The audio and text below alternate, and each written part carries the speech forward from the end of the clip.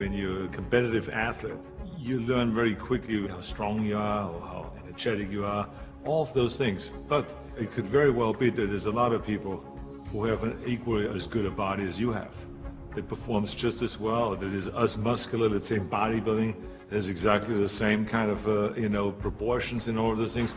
So the question really is what puts you over the top? It is the mind that really creates the body. It's the mind that makes you really work out the 4 or 5 hours a day. It is the mind that visualizes of what the body ought to look like as the finished product.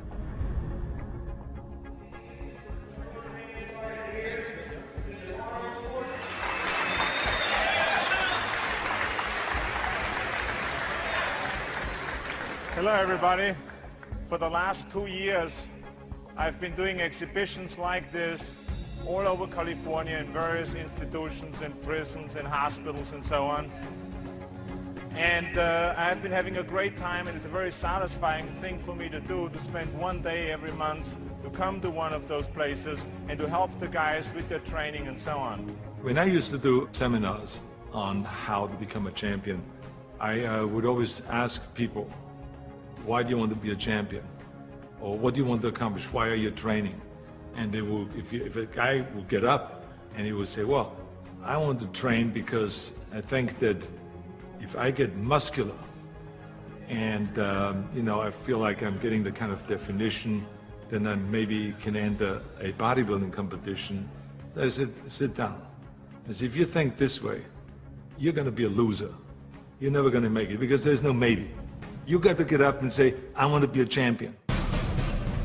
And I do whatever it takes, the amount of hours it takes, the posing, the this, the that, the visualization, looking at training footage, looking at motivational books, reading this, reading, whatever it takes, I would do. That's the answer I want to hear from you. You can detect right away those that are going to be shaky and that will fall behind and they will not go all the way, and those that are very hungry. And that hunger you have to develop because you have to create a goal for yourself, whatever that may be, a short-term goal and a long-term goal, and you got to go after that. And if you do not see it, and if you do not believe it, who else will? The body is very important, but the mind is more important than the body.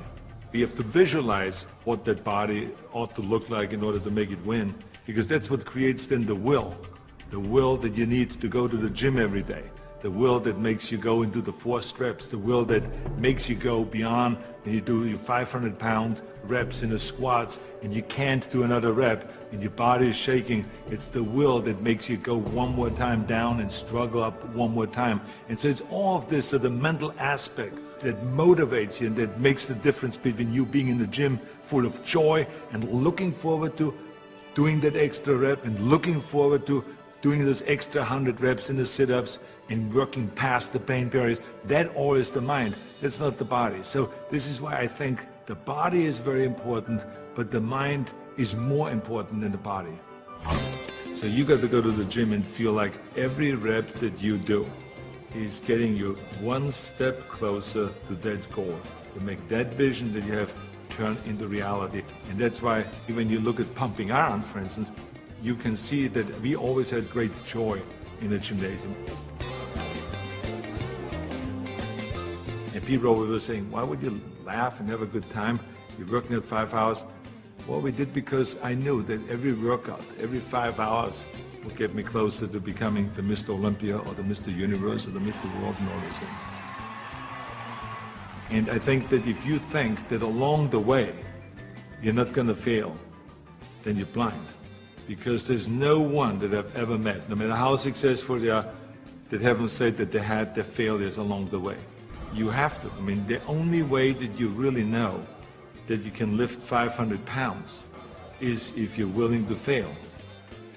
So if you're afraid of failure, then you will never grow.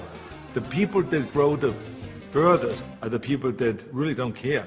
They fail or they make it, they're going to take that risk because that's what you have to do. I think what we learn in sports is very helpful to anything and everything else that you do in life. So now you apply that principle to acting. And you say, well, wait a minute, I put 5 hours in every day in working out.